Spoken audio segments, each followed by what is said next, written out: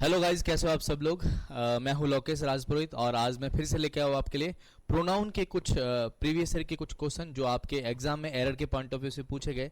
तो देखते हैं कि कौन कौन से क्वेश्चन आपके एग्जाम में आए हैं और क्या क्या उनके आंसर बनेंगे और कौन सी अप्रोच आपके लिए काम करेगी प्रोनाउन के एरर को पकड़ने के लिए। तो देखिएगा, practice based on question on the basis of pronoun. देखते हैं आपके पास कौन कौन से क्वेश्चन है।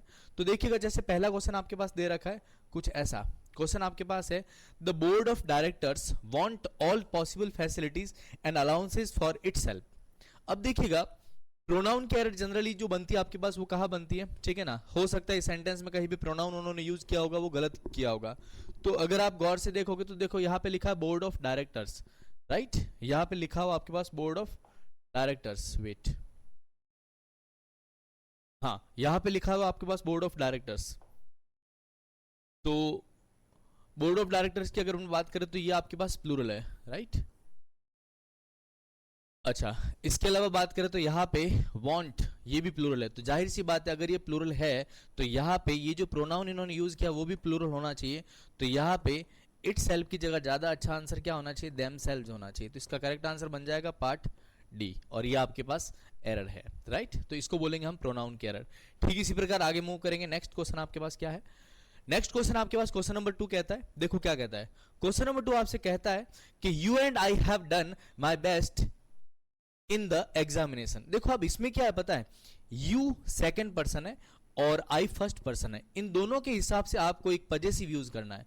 तो एक्चुअल में कॉन्सेप्ट है ना, जैसे 2 3 1 2 1 3 1 2 3, ऐसे कोई भी केस बने। अच्छा, ये केस कोई भी बन सकता है, ये दोनों सिंगुलर, तो मैंने 2 3 1 का केस लिया, राइट। तो इस केस में क्या होता है, जो छोटा पर्सन होता है, ठीक है, उसका प्लूरल लगता है, ठीक है। तो छोटा पर्सन फर्स्ट है और फर्स्ट में आई और वी दो आपके पास प्रोनाउन होते हैं।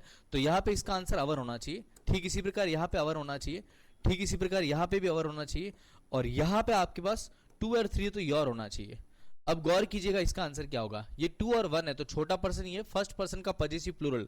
तो फर्स्ट पर्सन का पजेसिव प्लूरल यहाँ पे माई लिखा है, जबकि आंसर होना चाहिए अवर। तो ये इसका करेक्ट आंसर बनेगा। तो इसका मतलब ये हुआ कि इसका जो पार्ट है, सॉरी, इसका जो पार्ट है वो बन जाएगा बी, और बी पार्ट में आपके पास मिस्टेक होगी। तो ये इसका करेक्ट आंसर बन जाएगा, राइट। ये थोड़ा ऐसे कुछ कॉन्सेप्ट्स होते जो आपको पता होने चाहिए, ठीक है। चलिए आगे बात करते हैं। नेक्स्ट हम बात करते हैं क्वेश्चन नंबर 3 की। क्वेश्चन नंबर 3 आपसे कहता है कि his efforts will bring him more success than your. तो इसमें क्या, इसको बोलते हैं केस की एरर। केस की एरर कैसे पता है, यहां पे अगर आप सेंटेंस को ध्यान से देखोगे तो हिज एफर्ट्स, ये उसके एफर्ट्स की बात कर रहा है, ठीक है। Will bring him more success than your, तो यहां पे एफर्ट्स की जब बात हुई तो यहां पे एफर्ट्स की बात हुई नहीं। क्लियर क्यों नहीं हुई, क्योंकि इस सेंटेंस में पजेसिव केस आना चाहिए आपके पास 2।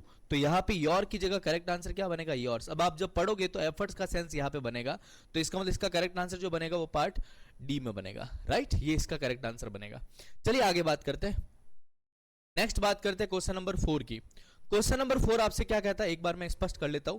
एवरी टीचर ने एवरी स्टूडेंट, देखो एक बात बहुत ही स्पष्ट है कि जब किसी भी नाउन के साथ ईच और एवरी आता है तो उसके साथ आने वाली वर्ब हमेशा सिंगुलर आती है। तो जाहिर सी बात है, जब वर्ब सिंगुलर होगी तो आने वाला जो प्रोनाउन होगा वो भी सिंगुलर ही होना चाहिए। तो देखिएगा इन्होंने क्या किया है, every teacher it is singular, every student it is singular. तो इसके साथ आने वाली वर्ब देखो यहाँ पे ही जाए, मतलब सिंगुलर आई है। तो अगर ये सिंगुलर तो ये भी तो सिंगुलर होना चाहिए था। इसका मतलब पार्ट सी में एरर है, और यहाँ पे आंसर क्या बनेगा, देयर की जगह आपको इसको कॉमन जेंडर को हमेशा क्या ट्रीट करना होता है, मस्क्यूलिन ट्रीट करना होता है ना। तो यहाँ पे आपके पास आंसर जो बनेगा वो हिज बनेगा, ये इसका करेक्ट आंसर बनेगा, राइट।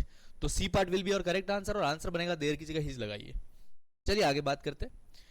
देखो ये सारे छोटे छोटे कॉन्सेप्ट जो आपको पता होने चाहिए, उसी के बेस पे आपके पास बहुत इजीली आपके आईआईटी के क्वेश्चन बन सकते हैं, ठीक है। चलिए आगे बात करते हैं क्वेश्चन नंबर 5 की।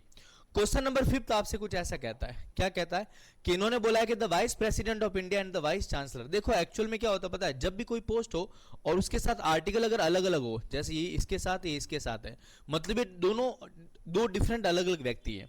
अच्छा, इसमें एक केस और भी बनता है कि अगर ये आर्टिकल दोनों के लिए सेम होता तो इसका मतलब जो वाइस प्रेसिडेंट होता वही वाइस चांसलर होता है ना, ये भी केस बनता है। तो अब इसका मतलब है कि ये प्लूरल है, तो अगर ये प्लूरल है तो इसके साथ आने वाली वर्ब भी प्लूरल होना चाहिए थे, बिल्कुल सही है। और अगर ये प्लूरल तो इसके साथ आने वाला प्रोनाउन भी प्लूरल होना चाहिए था। देखो यहाँ पे हिज है, जबकि आना चाहिए था देयर, विल बी और करेक्ट आंसर, राइट। तो सी पार्ट में आपकी एरर बनेगी और इसका करेक्ट आंसर बनेगा हिज की जगह correct answer should be there, ये आपका सही आंसर बन जाएगा। चलिए आगे बात करते हैं। नेक्स्ट क्वेश्चन नंबर 6, फटाफट देखते हैं कौन कौन से कॉन्सेप्ट किस तरीके से काम करते हैं। अगर आपको ग्रामर का ज्ञान है तो मैं दावा करता हूं क्वेश्चन कहीं नहीं जाना, ठीक है, आराम से आप इजीली कर सकते हो। बस थोड़ा बहुत आपको पता होना चाहिए कैसे ये क्वेश्चन बनते हैं और कैसे उसको अप्लाई करना है, एप्लीकेशन आपको आनी चाहिए, राइट। चलिए आगे बात करते हैं क्वेश्चन नंबर 6 की। इन्होंने बोला है she hates everybody and everything who reminds her of her mistake. देखो अब ऐसा एक्चुअल में कॉन्सेप्ट होता है कि जब कभी भी इंडेफिनिट प्रोनाउन हो तो रिलेटिव प्रोनाउन जनरली दैट लगता है। तो देखो यहाँ पे एवरीबडी इंडेफिनिट है और एवरीथिंग इंडेफिनिट है, और मुझे इन दोनों को जोड़ना है इस सेंटेंस के जरिए, इस नेक्स्ट सेंटेंस से। तो रिलेटिव प्रोनाउन यहाँ पे हु लिखा है, जबकि आना हु नहीं चाहिए, इसकी जगह दैट आना चाहिए। ये आप कॉन्सेप्ट ही बना लेना कि जब भी आपके पास इनडेफिनिट प्रोनाउन दिखाई दे तो जनरली उसके साथ सेंटेंस को जोड़ने के लिए जो रिलेटिव प्रोनाउन यूज होता है वो जनरली दैट ही आता है। तो इसका करेक्ट आंसर आपके पास दैट बन जाएगा, will be your correct answer, right. चलिए आगे बात करते हैं क्वेश्चन नंबर 7। नेक्स्ट क्वेश्चन आपके पास कुछ ऐसा कहता है, क्या कहता है? ये कहता है कि none of these two principles, ठीक है, हाँ, तो ये कहता है कि none of these two principles has been looking after sorry looking after his college well. तो देखिए अगर इसको ध्यान से देखेंगे तो इसमें एक वर्ड दे रखा नन, और यहां पे दो की बात हो रही है। तो ऐसा माना जाता है कि दो की बात के लिए जनरली नन यूज नहीं करते, नाइदर यूज करते। नन तब आता है जब दो से ज्यादा व्यक्ति की बात करें या चीज की बात करें। तो यहां पे देखो नन की जगह क्या आएगा, neither of these two principles. तो इसका करेक्ट आंसर मेरे हिसाब से बनेगा, इस प्रोनाउन का नाम रहेगा आपके पास डिस्ट्रीब्यूटिव प्रोनाउन, है ना। तो ये इसका आंसर बनेगा, तो ये इसमें आंसर बनेगा। None more than two and neither for two, दोनों में नेगेटिव सेंस है ना, जैसा सेंटेंस कहना चाहता है। चलिए आगे बात करते हैं क्वेश्चन नंबर 8। क्वेश्चन नंबर 8 क्या कहता है देख लीजिए एक बार फटाफट। क्वेश्चन नंबर 8 आपसे कहता है कि each of the 4 greatest tragedies. तो देखो पहले कॉन्सेप्ट समझते हैं, ईच ऑफ के साथ आने वाला नाउन प्लूरल होता है, तो देखिए ये प्लूरल है। अच्छा आने वाली वर्ब सिंगुलर होगी, ये देखो वर्ब सिंगुलर है। तो इन्होंने बोला है कि each of the 4 great tragedies of Shakespeare is worth reading, वो एरर जाएगा। इस सेंटेंस में किसी भी प्रकार की कोई भी मिस्टेक नहीं है, क्योंकि जो जो ग्रामर के कॉन्सेप्ट है वो सब एक्यूरेट सही तरीके से अप्लाई हो रहे हैं, तो आंसर जाएगा नो एरर, ठीक है। चलिए नेक्स्ट बात करते हैं, और क्या बात हुई है। क्वेश्चन नंबर 9 की बात करते हैं। क्वेश्चन नंबर 9 आपसे कहता है कि he prostrated before his master who had returned from London after a year. अब देखो इंग्लिश में एक वर्ब होती है ट्रांजिटिव वर्ब। ट्रांजिटिव वर्ब की खासियत होती है वो हमेशा अपने साथ एक ऑब्जेक्ट एक्सपेक्ट करती है। तो देखो यहाँ पे एक वर्ड है प्रोस्ट्रेटेड, ये एक ट्रांजिटिव वर्ब है, तो इसके बाद या तो एक ऑब्जेक्ट आना चाहिए था, अब ऑब्जेक्ट तो नहीं है। तो इसका मतलब जब ऑब्जेक्ट ना हो तो क्या होता है पता है, रिफ्लेक्सिव प्रोनाउन का कॉन्सेप्ट होता है, जहां पे आपको क्या करना होता है, ये ऐसे बहुत सारे वर्ड होते हैं ना, जैसे ऑर्डर्ड हो गया, किल हो गया, बहुत सारे वर्ड है, इनको ट्रांजिटिव वर्ब कहते हैं, और ट्रांजिटिव वर्ब को हमेशा ऑब्जेक्ट चाहिए होता है। तो अगर यहाँ पे ही दे रखा है और ऑब्जेक्ट नहीं है तो कुछ मत करो, इसका रिफ्लेक्सिव लगा दो, तो यहाँ पे इसका आंसर बन जाएगा himself, and it will be your correct answer. इसका पार्ट अगर आप ए लगाते हो तो आप बिल्कुल सही हो, ठीक है। चलिए नेक्स्ट बात करते हैं क्वेश्चन नंबर, अगर हम बात करें क्वेश्चन नंबर 10 की, तो देखिएगा ये क्या कहना चाहता है। ओके, क्वेश्चन आपसे कहता है कि the dog I have bought looks more ferocious than you have. अब देखो यहां पे बात कर रहा है डॉग की, जबकि यहां पे डॉग को मेंशन ही नहीं किया है, तो वैसे इसमें आंसर तो डी बनेगा। इसको लॉजिकल कंपैरिजन बोलते हैं, क्योंकि कंपैरिजन पूरा ही नहीं हुआ है। इन्होंने बोला कि जो डॉग मेरे पास है वो बहुत ज्यादा फेरोसियस दिखता है देन यू हैव। अब यू हैव व्हाट, तो आपको वो बात मेंशन करनी पड़ेगी ताकि सेंटेंस में कंपैरिजन कंप्लीट हो पाए, ठीक है। तो यहां पे दैट यू हैव लिखा जाएगा, या फिर एक काम और कर सकते हो दैट योर्स, तो योर्स में डॉग का सेंस आ जाएगा, राइट। इसका करेक्ट आंसर बनेगा पार्ट डी, और यही इसका सही आंसर बनेगा। चलिए आगे बात करते हैं। तो ये थे 10 क्वेश्चन, इसके बाद में नेक्स्ट देखते हैं और कौन से क्वेश्चन है। नेक्स्ट क्वेश्चन की बात करते हैं, क्वेश्चन नंबर 11। ये क्या कहता है इसको समझते हैं एक बार। क्वेश्चन नंबर 11 आपसे कहता है कि ही was much more surprise than me. अब देखो ये बड़ा अच्छा क्वेश्चन होता है, आपके एग्जाम ऐसे क्वेश्चन बहुत अच्छे से बनते भी है। देखो यहाँ पे इन्होंने बोला कि ही was much more surprise than me, यहाँ पे ये सब्जेक्टिव केस है, और जब ये कंपैरिजन करवा रहा है तो एक ऑब्जेक्टिव केस के साथ करवा रहा है, ऐसा संभव नहीं है। एक्चुअल में क्या होगा पता है, जब यहाँ सब्जेक्टिव केस दे रखा है तो इसमें कंपैरिजन भी सब्जेक्टिव से ही होगा, तो यहाँ पे मी की जगह ज्यादा अच्छा आंसर आई बनेगा। जैसे एक बार मैं पढ़ के देखता हूं आपके लिए, इन्होंने बोला है he was much more surprise than I to see the dancing girl coming towards us, तो ये इसका करेक्ट आंसर बनेगा। तो ये बात ध्यान रखना, सब्जेक्टिव केस का कंपैरिजन हमेशा सब्जेक्टिव केस के साथ होता है, ऑब्जेक्टिव के साथ नहीं होता, और यही आपके एग्जाम में एरर बनती है। अच्छा कॉन्सेप्ट है, ठीक है। आगे बात करते हैं, नेक्स्ट बात करते हैं क्वेश्चन नंबर 12 की। 12वां क्वेश्चन आपसे कहता है, देखो क्या कहता है, पहले सेंटेंस को पढ़ लेते हैं। The 5 brothers are at daggers drawn, daggers drawn का मतलब होता है बहुत ज्यादा दुश्मनी होना आपस में। So they feel it below their dignity to talk to each other. देखो इसमें जो प्रोनाउन आया है वो बना है रेसिप्रोकल। अब रेसिप्रोकल में दो वर्ड होते हैं, एक तो आता है ईच अदर और दूसरा आता है वन अनदर। अब यहाँ पे देखो ईच अदर तब आता है जब दो व्यक्ति की बात होती है, और वन अनदर तब आता है जब दो से ज्यादा की बात होती है। तो यहाँ पे 5 ब्रदर्स है, तो ये मोर देन 2 है, तो मोर देन 2 अगर यहाँ पे है तो यहाँ पे ईच अदर की जगह ज्यादा बढ़िया वर्ड कौन सा होगा, वन अनदर होगा। तो इसका करेक्ट आंसर बन जाएगा part D, and it will be your correct answer, right. चलिए नेक्स्ट देखते हैं आगे इन्होंने क्या बात की है। क्वेश्चन नंबर 13, क्वेश्चन नंबर 13 आपसे कहता है, ये कहता है कि one should be true to his words, his word in all circumstances. तो इसमें बहुत ही इजी सा कॉन्सेप्ट है, कुछ भी नहीं। जब सब्जेक्ट वन हो तो इस वन का एक पजेसिव होता है, वो होता है वंस। वन में क्या लगाओ, एपोस्ट्रोफी एस। जबकि इन्होंने क्या किया पता है, आगे वन लिखा है लेकिन एपोस्ट्रोफ मतलब यहाँ पे हिज लिखा है, तो होना ये नहीं चाहिए, यहाँ पे ये होना चाहिए। इसका करेक्ट आंसर बन जाएगा पार्ट बी। और पार्ट बी में वन के ठीक आगे जो पजेसिव प्रोनाउन आएगा वो वन में एपोस्ट्रोफी एस आएगा, ये इसका करेक्ट आंसर बनेगा, राइट। तो 13 का आंसर आपके पास ये बन जाएगा, part B will be your correct answer. बहुत बढ़िया बढ़िया कॉन्सेप्ट है, मैं फिर से कह रहा हूँ, हल्की फुल्की कुछ बातें होती है जो अगर पता हो तो बहुत इजीली हो सकता है। और प्रोनाउन पे मोटे तौर पे मैंने 10 डिफरेंट टाइप के प्रोनाउन की एरर देखी है, अगर एक बार वो अच्छे से समझ लो, जैसे इसमें क्वेश्चन जब हम सॉल्व करते हैं तो बहुत सारे कॉन्सेप्ट वैसे ही हो जा रहे हैं, ठीक है।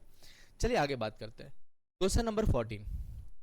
क्वेश्चन नंबर 14 आपसे क्या कहता है, एक बार देख लीजिएगा। If someone has finished the work he may go home. देखो इसमें एरर क्या बनती है, ये समवन है, इनको इनडेफिनिट प्रोनाउन बोलते हैं। क्या बोलते हैं, इनडेफिनिट प्रोनाउन बोलते हैं। तो ऐसा मानता है कि इनडेफिनिट प्रोनाउन भले कोई भी हो, इनडेफिनिट में कौन कौन हो सकता है, एवरीबडी, समबडी, एनीबडी। इनडेफिनिट नाम से पता चल रहा है, जिनको देख के पता ना चले कि हम कितने लोगों की बात कर रहे हैं या फिर वो कौन है, तो इनको इनडेफिनिट बोलते हैं। इनडेफिनिट प्रोनाउन को हमेशा सिंगुलर ट्रीट करते हैं, तो देखो इसके साथ सिंगुलर वर्ब है। अब जाहिर सी बात है, अगर सिंगुलर ट्रीट करेंगे तो आने वाला प्रोनाउन भी तो सिंगुलर ही होगा, हाँ है। तो सवाल ये बनता है कि सर समवन तो मैन भी हो सकती है, वुमन भी हो सकता है, तो ऐसे केस में इनको बोलते हैं अगेन इनडेफिनिट प्रोनाउन को पता नहीं चलता कि वो मैन है वुमेन, तो इंग्लिश मेल डोमिनेटिंग लैंग्वेज है, तो ऐसा मानते हैं कि ऐसे केस में इसको ट्रीट क्या करेंगे, मेल करेंगे। और यहाँ पे ही है भी है, तो इसका मतलब इसका करेक्ट आंसर मेरे हिसाब से नो एरर बनेगा। इस सेंटेंस में किसी प्रकार की कोई भी मिस्टेक नहीं है, सेंटेंस बिल्कुल एक्यूरेट है। चलिए आगे बात करते हैं, नेक्स्ट बात करते हैं क्वेश्चन नंबर 15 की। क्वेश्चन नंबर 15 आपसे कुछ ऐसा कहता है, देखिएगा। द क्रिमिनल हैज, ये हैज प्रिंटिंग मिस्टेक होगी, इसको छोड़ दीजिएगा, हम नहीं पढ़ेंगे। The criminal which was chained grumbled at the police inspector who was taking him to jail. यहाँ पे देखो क्रिमिनल सब्जेक्ट है और इसको मैं रिलेटिव प्रोनाउन से जोड़ रहा हूं, तो यहाँ पे विच की जगह ज्यादा बढ़िया हु है, तो इसका करेक्ट आंसर हु बनेगा। The criminal who was chained is the correct answer, तो इसका आंसर आपके पास ये बन जाएगा। तो बढ़िया होता आप इसका आंसर बी लगाते तो बिल्कुल सही होता। अच्छा सुनिएगा, मैं थोड़ा सा जल्दी इसे डिस्कस कर रहा हूँ ताकि आपका ज़्यादा अननेसेसरी टाइम वेस्ट ना हो। तो ज़्यादा अच्छा है कि जब मैं कोई भी क्वेश्चन आपको करवा रहा हूँ तो बेटर वे ये हो सकता है कि आप पहले अपने हिसाब से इसमें कोई एरर ढूंढिएगा, क्या आपको अपने हिसाब से क्या दिखती है, उसके बाद में आप क्या कीजिएगा, मेरे आंसर को आप वेरीफाई कीजिएगा। और मैं आपको आंसर रीजन के साथ बता रहा हूँ, ठीक है। जैसा कि मैक्सिमम लोग बिना कॉन्सेप्ट्स के फीलिंग के बेस पे करते हैं, ऐसा नहीं, इसमें लॉजिक बहुत सारे काम करते हैं। और ग्रामर अगर बहुत बढ़िया है तो इसमें बहुत सारे लॉजिक सही तरीके से आप अप्लाई करो तो आपका काम बन भी जाएगा, ठीक है। चलिए आगे बात करते हैं, next question number 16। Question number 16 आपसे ये कहता है, क्या कहता है कि everybody who was working in that office give a days पे एज देयर कॉन्ट्रीब्यूशन। एवरीबडी को सिंगुलर ट्रीट करते हैं, तो देखो एवरीबडी को अगर सिंगुलर ट्रीट करते हैं तो फिर यहाँ पे ये भी तो सिंगुलर होगा, देर की जगह ज्यादा अच्छा आंसर ही हिज। इसका आंसर आपके पास बन जाएगा सी, पजेसिव प्रोनाउन की एरर है आपके पास, ठीक है। तो आंसर आपके पास कुछ ऐसा बन जाएगा, राइट। आगे बात करते हैं नेक्स्ट, इसमें क्या बात हुई है। नेक्स्ट अगर हम बात करें क्वेश्चन नंबर 17 की, तो देखिएगा क्वेश्चन नंबर 17 आपसे क्या कहता है। क्वेश्चन नंबर 17 आपसे कहता है कि the officer as well as assistant. देखो सब्जेक्ट वर्ब एग्रीमेंट का एक रूल है कि जब कभी भी यहाँ पे एज वेल एज लिखा हुआ हो तो हमें सेंटेंस में सब्जेक्ट वन को प्रेफरेंस देते हैं, मतलब वर्ब इसके हिसाब से आती है। तो देखो ऑफिसर सिंगुलर है, तो अगर ये सिंगुलर है तो यहाँ पे वर्ब भी सिंगुलर आनी चाहिए, लेकिन ये डीड है, इसको फर्क नहीं पड़ेगा। अच्छा लेकिन हाँ प्रोनाउन को फर्क जरूर पड़ेगा, तो आपको प्रोनाउन इसके हिसाब से लगाना है। तो देमसेल्फ की जगह ज्यादा अच्छा आंसर कौन सा बनेगा, हिमसेल्फ। और पार्ट अगर आप सी लगाते तो आपका करेक्ट आंसर बन जाता, यही इसका सही आंसर है, राइट। आगे बात करते हैं। Next question number 18।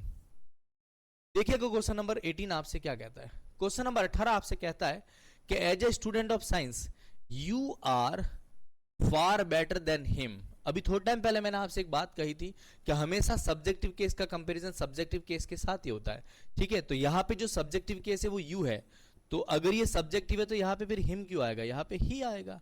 Correct answer आपके पास क्या बन जाएगा, D will be your correct answer, right. I hope आपको सारी बातें स्पष्ट हो रही है और मैं कैसे किस तरीके से चल रहा हूँ आपको एरर मिल भी रही होगी, ठीक है। चलिए आगे बात करते हैं question number 19। Question number 19 again देखिएगा यहाँ पे लिखा है ही इंट्रोड्यूस्ड। तो इंट्रोड्यूस एक ट्रांजिटिव वर्ब है, इसके बाद में एक ऑब्जेक्ट का आना जरूरी है। अब ये पता कैसे चलता है ट्रांजिटिव वर्ब का, तो देखो मैं आपको स्पष्ट करता हूं। जैसे मैंने बोला ही इंट्रोड्यूस, तो सवाल बनता है किसको, ऑब्जेक्ट मिसिंग है। तो जब ऑब्जेक्ट मिसिंग है तो इसे पता चलता है कि ट्रांजिटिव वर्ब है, कि उसको ऑब्जेक्ट रिक्वायर्ड है। अब अगर ऑब्जेक्ट ना दिखे तो क्या करना, मैंने आपसे कहा था कि जब ऑब्जेक्ट ना दिखे तो जो सब्जेक्ट होता है उसका रिफ्लेक्सिव लगा दो। तो सब्जेक्ट कौन है, ही, इसका रिफ्लेक्सिव कौन बन जाएगा, himself.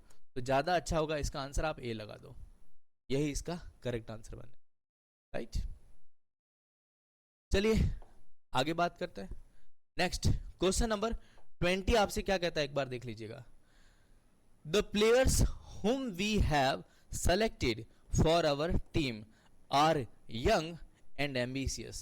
the players whom we have selected, जिनको हमने सेलेक्ट किया है, मुझे इसमें कोई भी एरर नहीं लगती, इसका आंसर नो एरर बनेगा। तो ये था आपके 20 प्रीवियस ईयर के क्वेश्चन पेपर जो आपके एग्जाम में पूछे हैं। बैंक हो या एसएससी दोनों में इस टाइप के क्वेश्चन थोड़े से इंपॉर्टेंट रहते हैं। आई होप आपको ये पूरा सेशन बहुत अच्छा लगा होगा। I tried my best to explain each and everything in my way, ठीक है। आई होप आपको सारी बातें समझ में आई होगी। तो अगर आपको सारी बातें अच्छी लगी हो, ठीक है, तो आप अगर कोई और वीडियो चाहते हो जिसपे मैं एरर के कुछ क्वेश्चन बनाऊं तो प्लीज़ आप कमेंट करके मुझे बताइएगा। I will try my best, ठीक है, कि मैं आपके लिए एक बहुत अच्छा वीडियो लेकर आऊँ। Thank you so much.